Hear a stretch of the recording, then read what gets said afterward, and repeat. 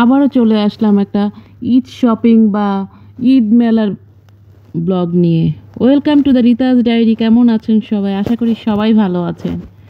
আমার কয়েকদিন যাবৎ ঘুরঘুর করার ভিডিওই হচ্ছে। যাই হোক, আমরা আবারও চলে যাই কয়েকজন মিলে ধানমন্ডি কনভেনশন হলের মেলায়। এখানে আমাদের কিছু অর্ডারই ছিল, সেগুলো নিতে যাই। দেখেন বিশাল বড় কমেডি সেন্টারটা, একদম সব ঢাকা।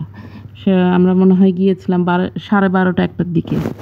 রোজার টাইম যেহেতু সকালবেলা খুলেনি, কিন্তু অন্যান্য টাইমে যখন মেলা হয় তখন কিন্তু 11টা বাজে, 11টার আগেই খুলে ফেলে। যাই হোক, বিশাল বড় বড় কমেডি সেন্টার।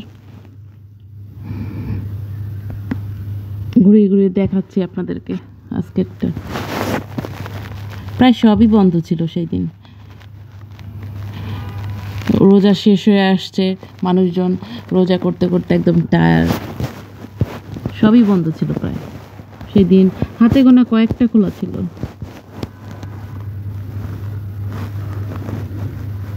যাই হোক, আমাদের কাজ যেটা ছিল সেটা করে ফেলি আর ঘুরে ঘুরে দেখছিলাম। এরপর চলে যাই সাইয়াদানায়, এটাও ধানমন্ডিতেই, কিন্তু এখানে বেশ জাঁকজমক ছিল, একদম পুরাটাই খোলা ছিল। আশেপাশে অনেক স্কুল কোচিং সেন্টার ছিল, সব মারা চলে আসছে। কেউ বাচ্চাদের নিয়ে আসছে, কেউ কোচিংয়ে, শুনলাম যে কেউ কোচিংয়ে বাচ্চাদের দিয়ে আসছে, তাদের ছুটি হয়ে যাবে, তাড়াহুড়া করছিল।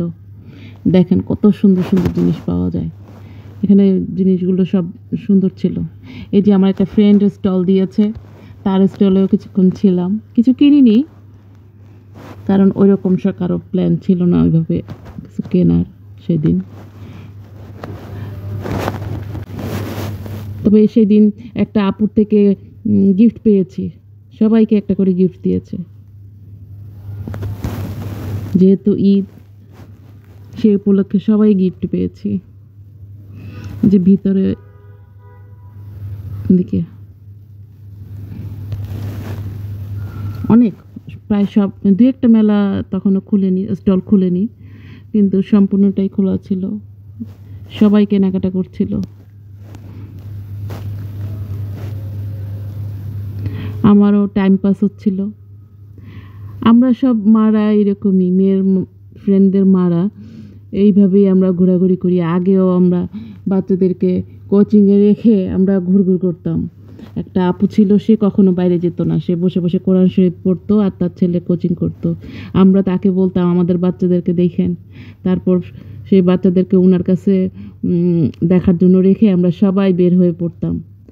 কার কী দরকার আছে, কার একটা শাড়ির সাথে ম্যাচিং করে কিছু লাগবে, কার নিজের কিছু লাগবে, কার গিফট দেবে, আমরা সেগুলো কেনার জন্য সবাই দল বেঁধে বেরিয়ে পড়তাম। এরপর আমাদের 27 নম্বরে মাইডাসে মেলায় যাওয়ার কথা ছিল, কিন্তু একজনের কাছে শুনলাম ওটা রবিবার ছিল, একজনের কাছে শুনলাম সোমমঙ্গল ছাড়া নাকি ওটা খোলে না।